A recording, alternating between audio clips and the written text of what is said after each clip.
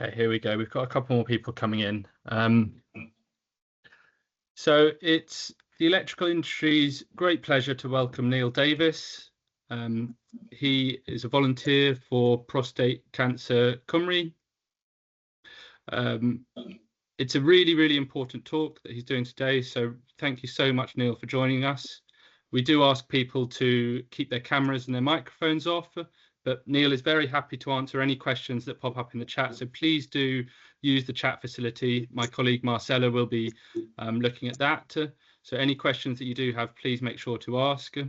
The talk will be about 45 minutes long, and then there'll be a 15-minute Q&A afterwards. So if your questions don't get answered right away, they'll be asked in the 15-minute Q&A afterwards. So it's over to you, Neil. Thank you very much. Lovely. Thank you, Tom. And thank you, everybody who's logged in for the talk. I'm really delighted that I've been asked to do this talk for your organisation. And I'm representing Prostate Cymru, but I'm also very aware that we have people online and in the meeting then from right across the United Kingdom. A lot of what I'm going to say is general information regarding the prostate gland. So that part of things, it doesn't matter which part of the world you live in, that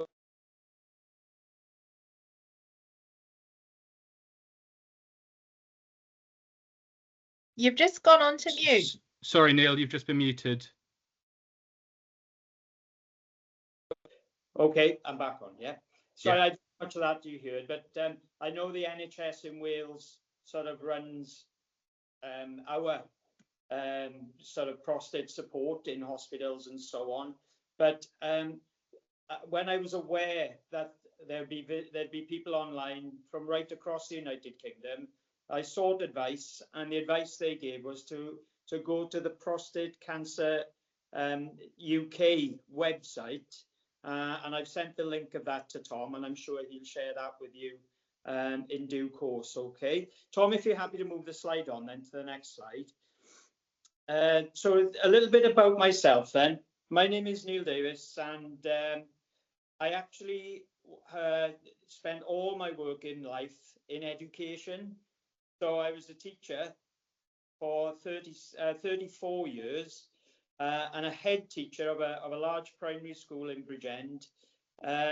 For 19 of those, my last 19 years, I was head of a primary school with about 450 pupils. So I retired sort of the end of the last academic year, a year ago, really, and I wanted to do something worthwhile.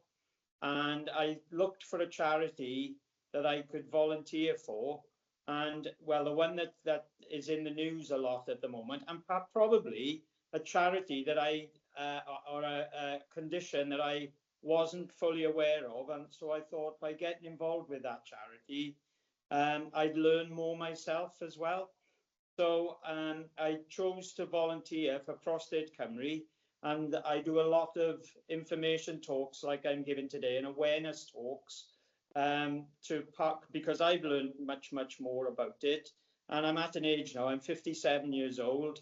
I'm at an age now where I'm starting to show, I suppose, possible symptoms, and we'll go on to those during the talk. Thank you, Tom. So a little bit about Prostate Cymru. Tom, are you able to move the slide forward?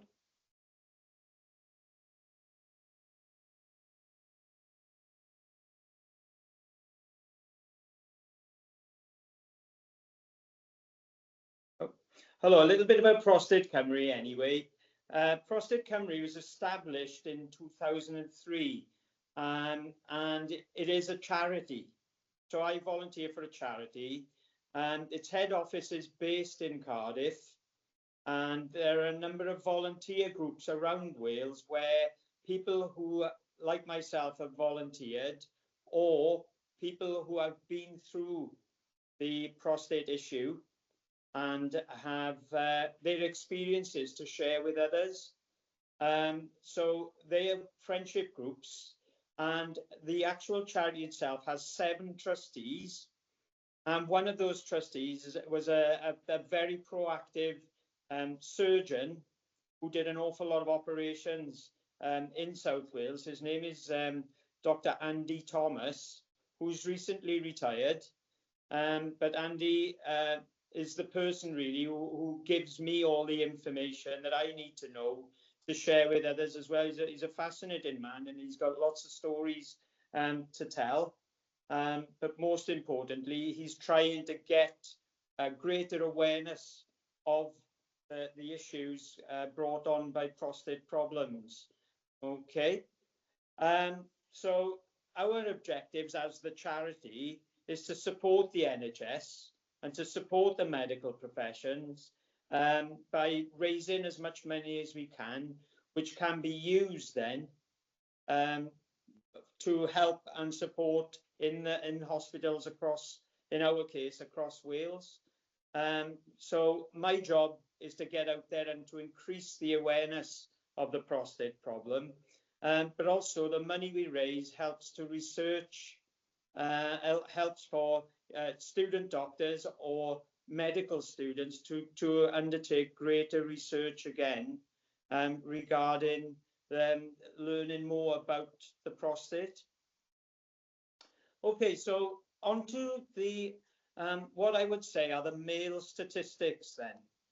So in certainly modern lifestyles are showing that the way that we live has an impact on our bodies, and particularly the statistics related to men that could come as a bit of a shock to you.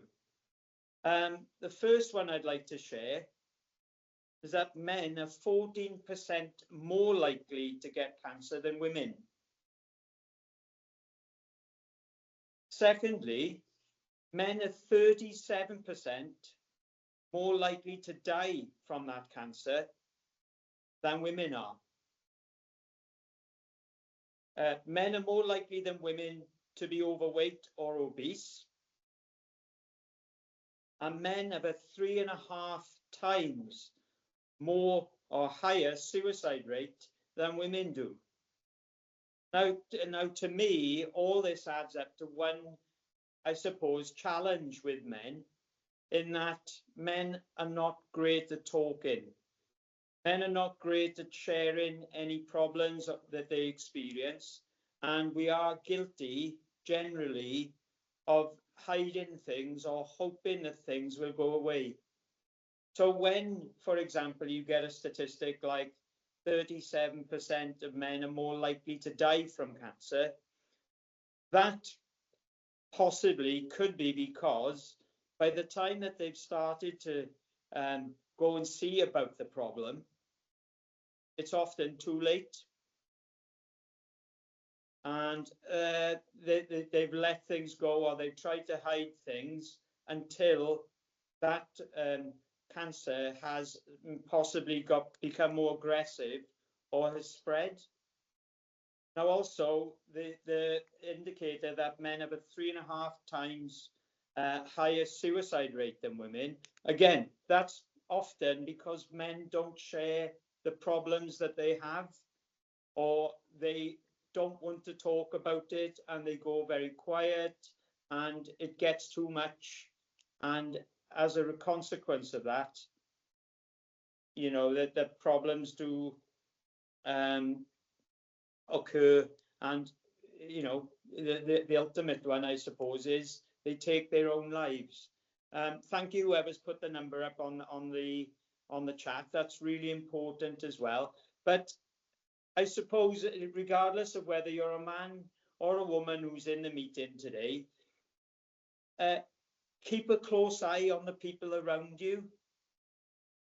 You know, you may live with males in your house, and you may notice changes in their behavior, the changes in their normal personality. And sometimes, you know, you can ask the question, you know, is everything okay? You're not yourself. I can tell something's wrong, that kind of thing, which, you know, in most cases, I'm sure you do. But quite often, because men are not good at talking, it'll be other people who will notice something and will encourage the man to do something about it, rather than them to significantly do it themselves. I've got a hand up. Yeah, yes. Hi, Neil. I'm Yes. obviously part of the charity. I just wanted to jump in and say that Tom's had a few technical difficulties. Okay. So you might have noticed that the PowerPoint's not been moving across. I've got another screen in front of me here. Unfortunately, people can't see it at the moment, but hopefully Tom will. But I'm reading off a different screen then, if that's okay. That's okay. It's just to make you aware, and we can share the PowerPoint at a later date. We're trying to add the slides in currently, so just so you know what's happening in the background, but you're doing a great job, and sorry for the disturbance. Thank you. Thank you. So, in terms of the prostate gland itself, again, research has taken place, and again, it shows a kind of a problem in so much as almost 1 in 5 men didn't realize that they actually have a prostate gland. It's about 17% of men said, well, I don't know what it is. I don't know where it actually is in my body. I can see that Tom has got the slides back up. We move forward a couple of slides, Tom, if you're able to move them. And yes, and the next one again.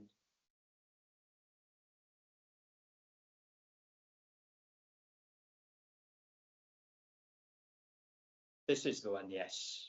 Brilliant. So if you can click everything open for me, please, Tom. That's it. Up to the 92. That's it. Wonderful.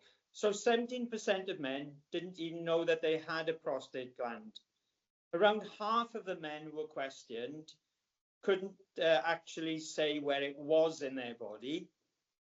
And 92% of men didn't understand the function of the prostate, especially its most important function is linked to fertility. And I'll explain that in the next couple of slides, okay?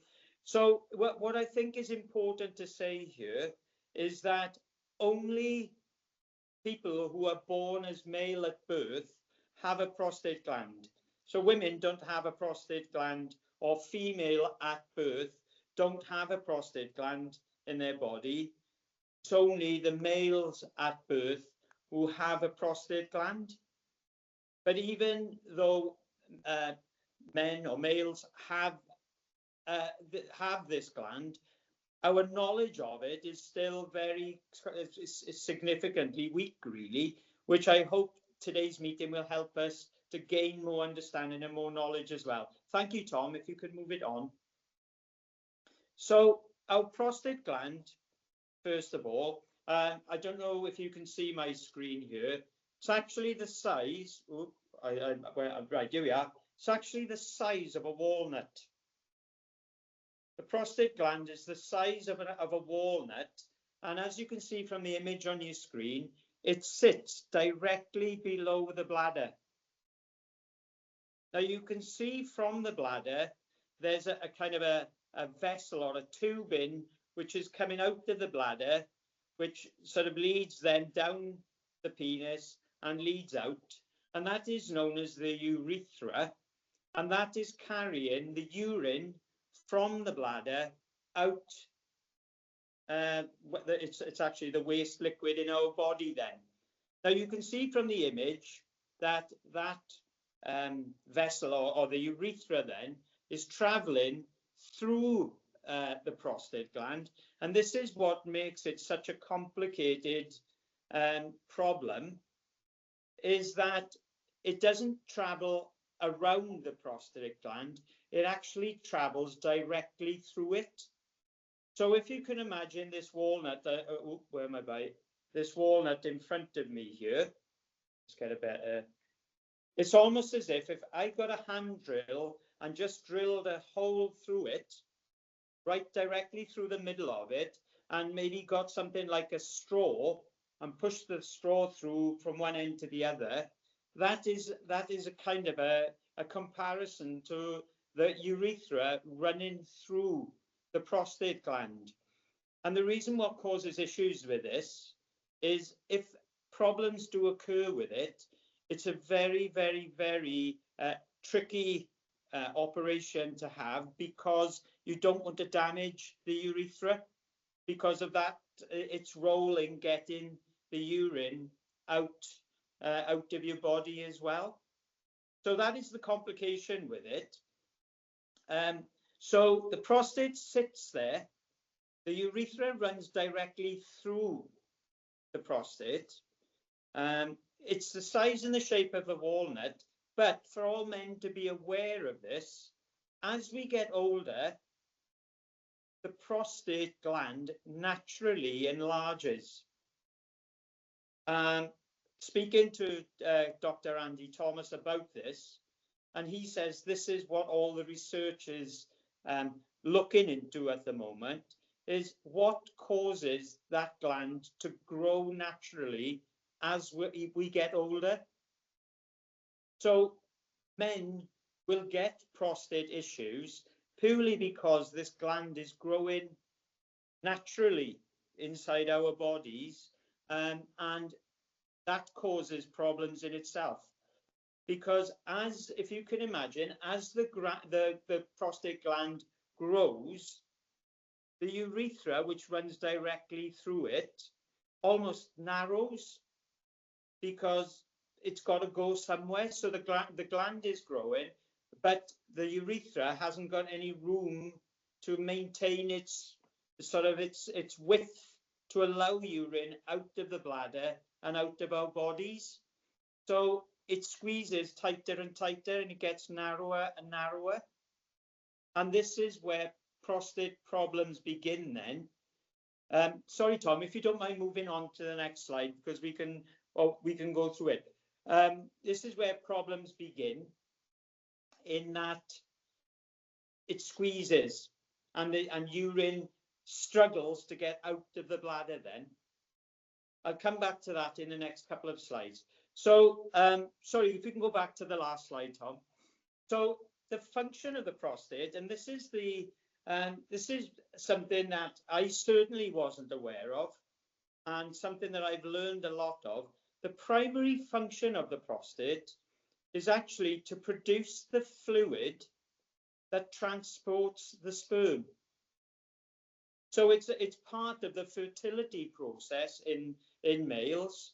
It produces the liquid that when we were in school then and we learned about reproduction and so on, like the sperms were referred to as like little tadpoles, but the tadpoles need a fluid to swim in. Well, the fluid that it swims in, the seminal fluid, is created by the prostate gland. So that's its function. That's the job that it does. And so I suppose it's fair to say this as well. By the age, most men by the age of maybe 40 to 45, the prostate has done its job. Most people have started their families by then.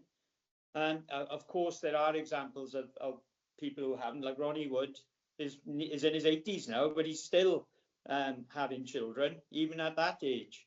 But for the vast majority of men, the prostate has done its job by the time we sort of 40-ish or mid-40s. So it's important to remember that its primary function is to produce the seminal fluid. Thanks, Tom, if you don't mind moving it on.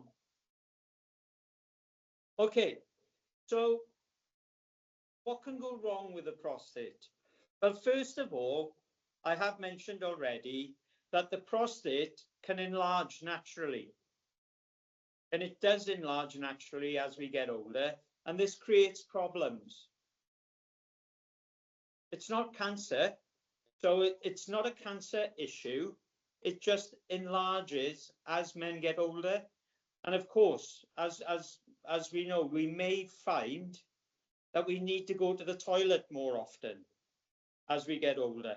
And one of the reasons for this is because the prostate's enlarging and the urethra is narrowing, we're not emptying our bladders in one go.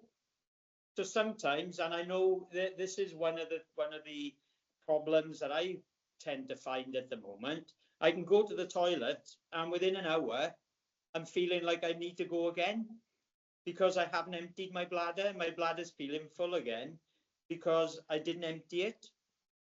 But that's not because I've got cancer. That's purely because the prostate is enlarged, and it's enlarged significantly enough to cause problems. Now, the good news about this is that this, if diagnosed by a doctor, can be treated by tablets or medication because it's benign. There's no cancer involved. It's just an enlarged prostate, okay? And the second problem that can go wrong, of course, is that cancer can develop in the prostate gland. Okay, thanks, Tom. If you can move on. So the benign prostatic hyperplasia, you can see from the image here, the urethra is running out of the bladder at the top, and it's running through the prostate gland and out the other side, and that's where your urine travels from your bladder out through your penis, okay?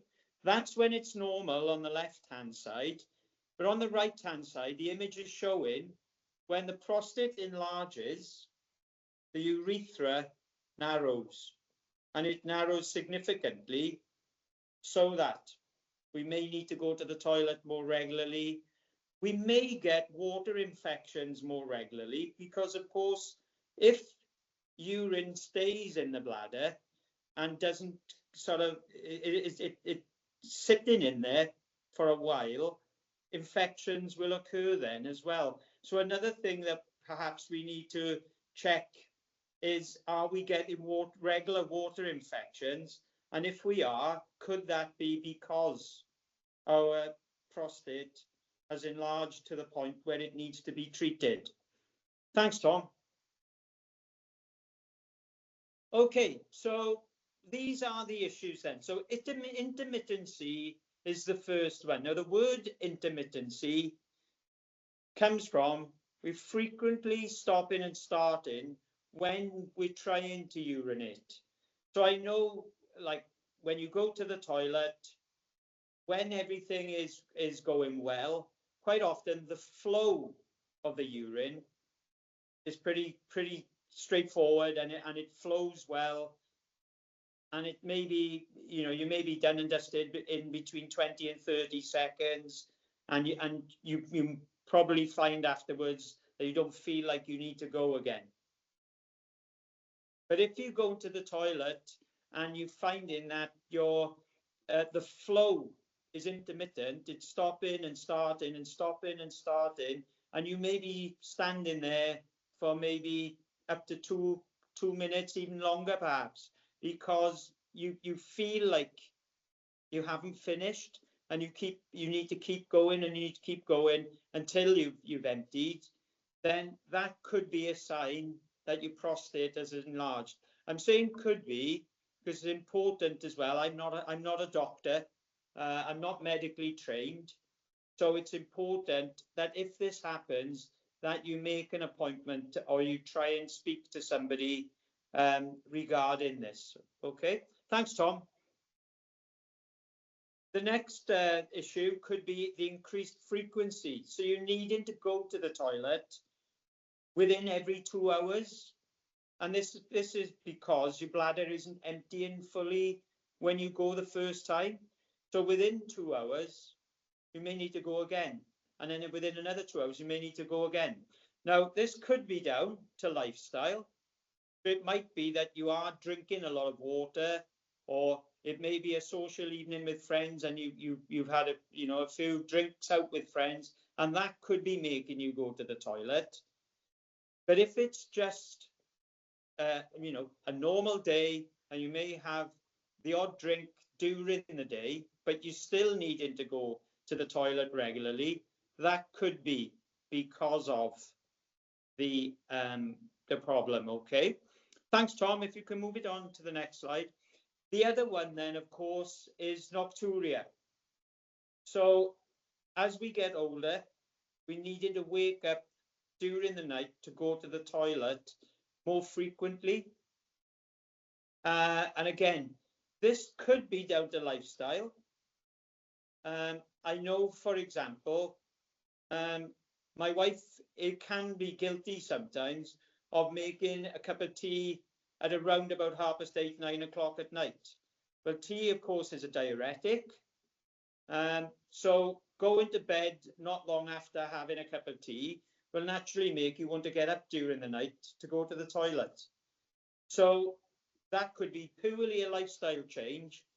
We're not going to drink tea after a certain time at night because I don't want to be woken in my sleep, kind of thing. But also is a case of it may not have emptied. Your bladder may not be emptying fully, purely because you know that the urethra has narrowed and is preventing you from sort of getting all of the urine out of your bladder. Okay, thanks, Tom. Now then, Tom has put the link up in the chat box, and I've got a paper copy here in front of me. One thing we can do, and please, if we've got women online who live with men, it could be that you have brothers, uncles, it could be dad, could be grandpa, could male relatives, male friends, it could be neighbours even. If you know, asking them to do this, it can be useful. So the self-assessment, this is purely a self-assessment, are a series of statements which you score yourself. So I'll just read a couple of examples here. Number 1 says incomplete emptying. Over the past month, how often have you had the sensation of not emptying your bladder completely after you finished urinating?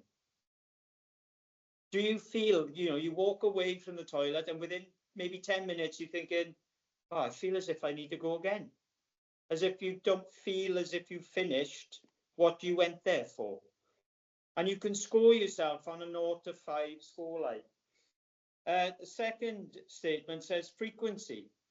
Over the past month, how often have you had to urinate again less than 2 hours after you finished urinating last? So again, score yourself only over the last month or so, just to give you, score yourself. And after you've scored yourself against the 7 statements, then on the inside page, there's like a RAG rating. So you've got a red, amber, green rating. And if you score between 0 and 7, there's no immediate action. There's nothing to get alarmed about then. Remain alert to any changes you may be experiencing. But it's not necessarily saying, you're right for life kind of thing, but just be aware of the kind of the symptoms that you may experience. But at this point, there's nothing to be alarmed about. If you score in the amber, so the 8 to 19 scoring rate, you may have mild to moderate symptoms of prostate enlargement, and to seek advice from your GP. If you scored between 20 and 35, that's in the kind of the red category, and so to take action and seek advice from your doctor as soon as you can make an appointment. And I suppose sharing your assessment rating with them will, certainly help. It'll help them, and it'll also help you to, I suppose, in the conversation you'll have with your GP to say, well, this is how I'm feeling. This is what is happening to me at the moment. So use this assessment to support you when you go and see a doctor, then, if you see what I mean. And that's, of course, if that's needed to happen. Thanks, Tom. If you can move it forward. So prostate enlargement, if you get a kind of a diagnosis where your GP might say, yes, you have got an enlarged prostate, which men should, I suppose, expect to have as they get older. Not that necessarily it's unmanageable, but we know that our prostate does enlarge as we get older. You might be able to improve your quality of life by drinking less alcohol, drinking less caffeine, so tea or coffee, and medication or surgery may be suggested, but this is in the case of having an enlarged prostate. So it's a benign issue. Okay. Thanks, Tom. But if you do get a diagnosis that there is cancer as part of the problem, it's important to realize that I suppose the prostate experts consider the prostate gland to be like, and as the images are showing here, it's like a pussycat when it, at the start, but it can quickly become very aggressive and turn into a kind of a tiger very quickly. So I suppose seeking advice as quickly as possible will significantly help in the long run.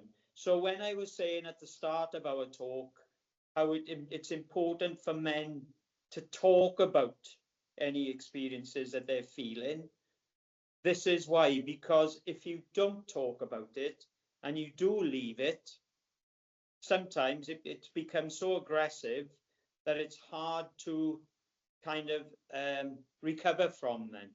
And I mean, if you wanted examples of this, the most high profile one at the moment, of course, is Sir Chris Hoy. Sir Chris Hoy actually went to the doctor with a bad shoulder. And when the doctor examined him, he found that the cancer had spread from his prostate to his shoulder. So it had travelled outside of the actual gland itself around his body, which is why, when he did share the news with the world, he sort of said, I've got, perhaps 2 years to live. And he was saying that because the cancer had spread significantly. I mean, there have been other high-profile names of people. Eddie Jordan, for example, the Formula One person, and also Bill Turnbull, who was the BBC Breakfast presenter. He was another who suffered from prostate cancer, but is that from diagnosis it happened very quickly. Possibly, I mean, I can only say possibly, but possibly because they maybe didn't talk about it early enough or go and see about the problem early enough. I've been guilty of this myself in terms of other symptoms I might have had with other things then. But sometimes you go to bed and you hope you wake up the next morning and whatever you were feeling yesterday has suddenly disappeared today. But it's not the case with things like this. So thanks, Tom. So 55,000 men are diagnosed annually in the UK with prostate cancer. Of those 55,000, about 12,000 die annually in the UK. Just in Wales alone, about 630 men in Wales die, and no symptoms in early stage prostate cancer. Okay, so sometimes you can get no symptoms at all. So I think at the top of this slide it says that prostate cancer usually affects men over the age of 46. I mean, I know somebody who actually got diagnosed in his late 30s. So that is a ballpark figure, but there have been cases of younger than 40, but they are very, very, very small percentage. But maybe one thing I would suggest is, if you do go for a blood test for another reason, then ask if you can have your prostate the protein in your prostate measured as well. It's what's known as a PSA test, but if they take in blood for another reason, they just as well analyze the prostate element within the blood as well, just for peace of mind for yourself. So that's just a piece of advice you can use. Is look, I'm just using an age here. I'm 50 years of age. I know my prostate enlarges as I get older. I am going to the toilet more frequently. Please, can you check my PSA at the same time as checking my blood for other conditions or elements as well then? So it's just a piece of advice perhaps you could use as well. Thanks, Tom. So prostate cancer is the most common in men in the United Kingdom. It affects about 1 in 8. Thanks, Tom. The risk is higher for black men. That affects about between 1 in 4. Okay, now obviously there's genetics involved there, but it's also higher again for those with a family history, and that can affect 1 in 3. Now, just going back to Sir Chris Hoy, when he did get his diagnosis, he says that his dad suffered from prostate cancer previously then. So it was kind of hereditary as well. So when you think about it, during his career, Chris Hoy would have done hundreds of blood tests probably because of the nature of what he did. But I suppose when he retired, those number of blood tests dropped, and possibly it was missed then because he wasn't having such regular tests then, if you see what I mean. Thanks, Tom.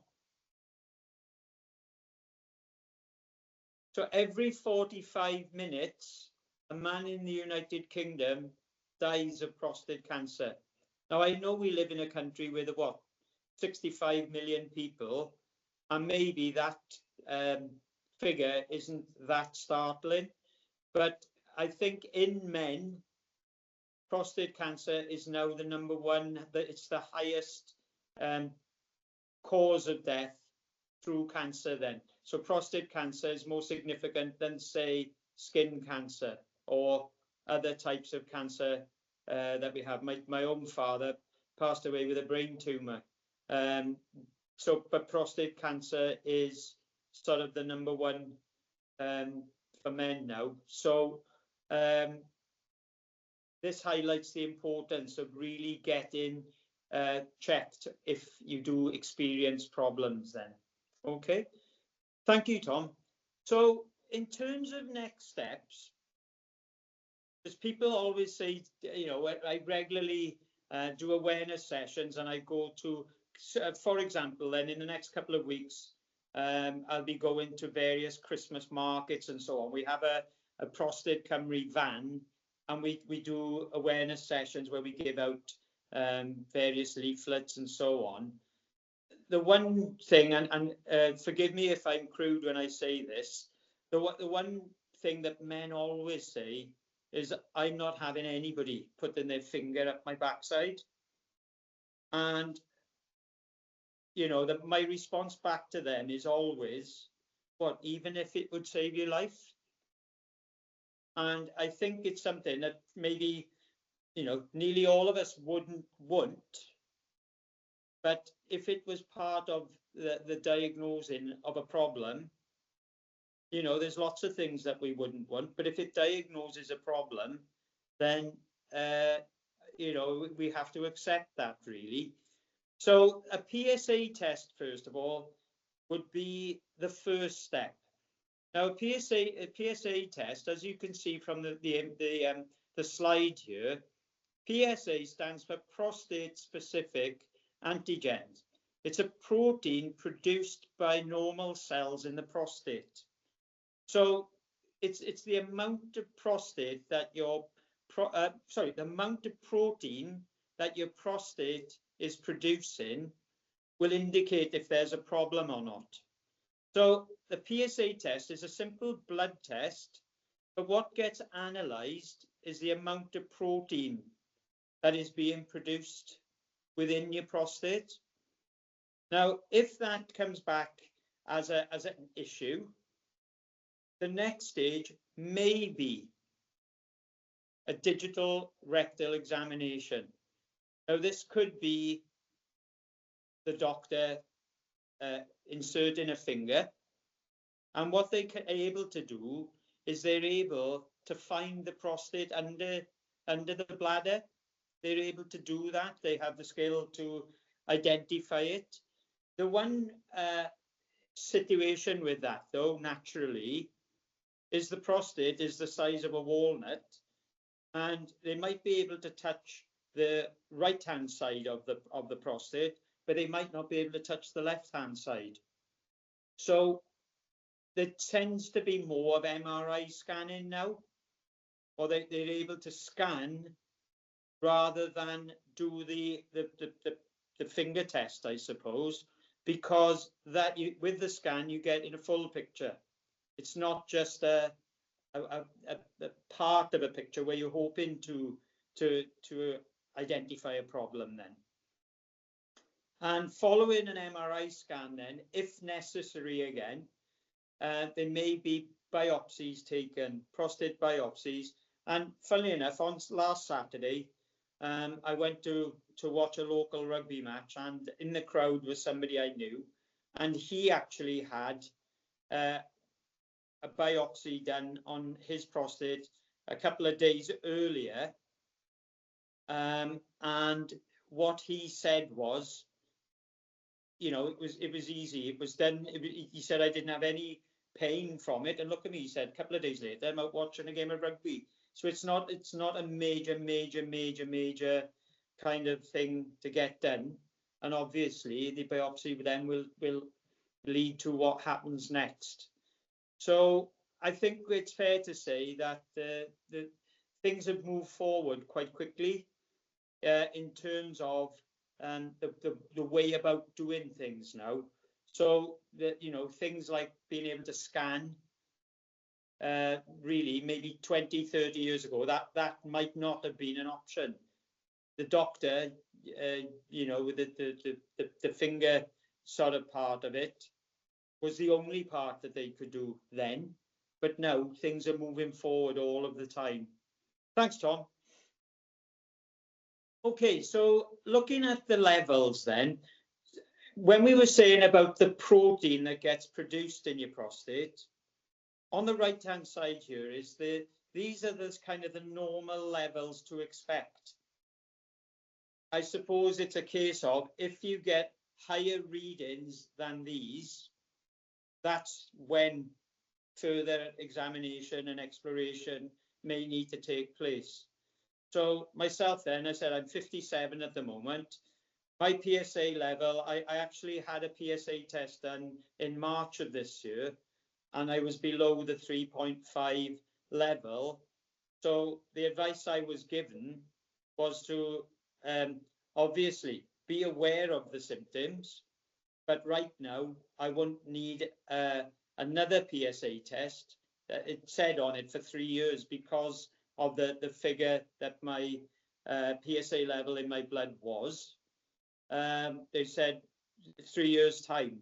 However, if things change, if I start to feel I'm going to the toilet a lot more, or yeah, you know, another thing I can see in the chat box that somebody said, are there any other symptoms a male may get? The other thing is you may find traces of blood in your urine, and that's because the urethra is narrowing so much, and you may be kind of forcing the urine out. It may kind of damage the urethra then, where traces of blood may appear in your urine as well. And it may become painful to urinate because the urethra is narrowed significantly then, if you see what I mean. But going back to this, your PSA levels, this is the average or the normal range. So I suppose if you get a reading above these numbers for your age, the age column on the left-hand side, then again, it may be examined further. Thanks, Tom. So here is this image here shows how a cancer on your prostate may travel over time. The top left-hand image is showing just a small tumor on your prostate gland. It's a tiny speck, and I know I'm actually looking at an iPad at the moment, and I can barely see it, but it's there. Okay, and that would be that's stage 1. But you can see by the time it gets to stage 3 and to stage 4, when that cancer will travel. It's getting larger, the tumor is getting larger, and will travel outside or off the prostate gland, and will move around your body then. And as I say, Chris Hoy shared that he'd been diagnosed at stage 4. So this is where he was given that news that, you know, it might be too late. Okay, thanks, Tom. Now, survival in prostate cancer has increased over the past 40 years. Medical knowledge has grown to the point where survival rates have really increased. And I suppose that survival does depend on the type of prostate cancer diagnosis. If you haven't acted upon maybe some of the symptoms which have shown, it might have got to stage 3 or to stage 4. Well, you know, you reduce any chances of survival. If caught early, there's a much higher chance of long-term survival. Thank you, Tom. So, you know, to close the talk today, what I would say is, you know, the advice I give to all, I give it to my friends, I give it to my family members, I give it to all the people I speak to, is don't bury your head. Be as proactive as you can. Look after your health. It's very important.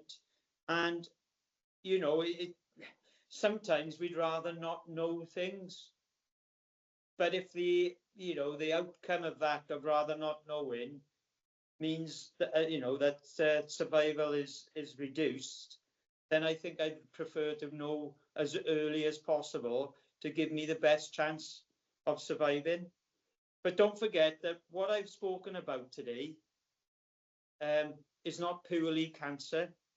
It's about sort of, I suppose, looking after our bodies, looking at our lifestyle and thinking, what in my lifestyle can I improve to give myself the best chance of reducing the risk then of having any troubles.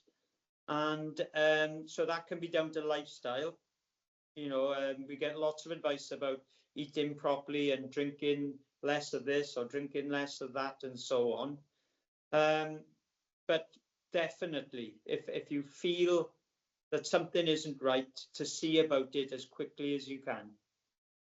So that's the talk. Thank you very much for listening. I can see in the chat box there are a few things up on the right hand side there, and as I said, Prostate Cymru has a web site.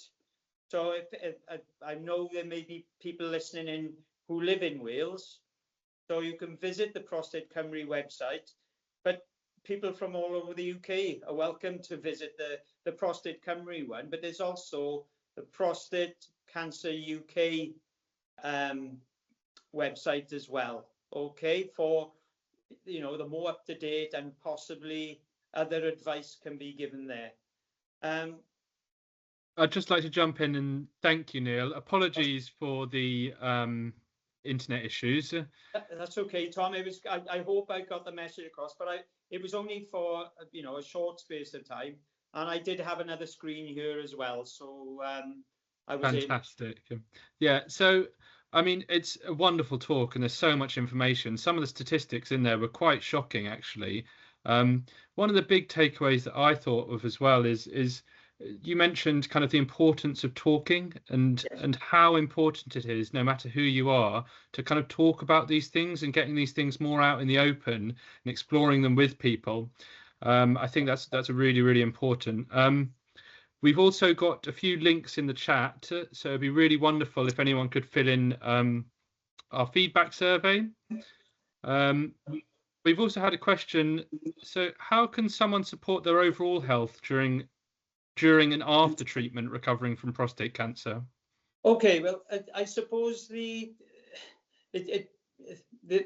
first and most important piece of advice will come from the medical experts, I suppose.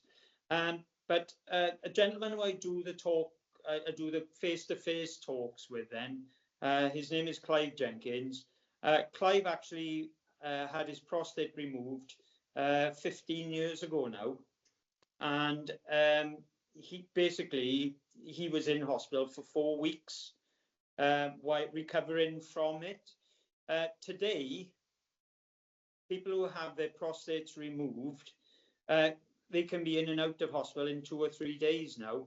The medical people today, whereas Clive has got a scar down his middle then, where they had to open him up and remove that way.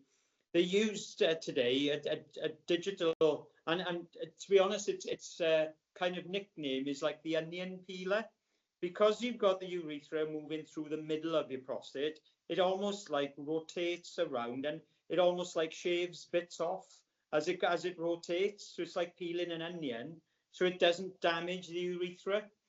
But I suppose, like when you talk to Clive, whilst he's had his prostate removed, I mean, he says it jokingly, but he says, my wife doesn't moan anymore now, because maybe when maybe it's affected his kind of,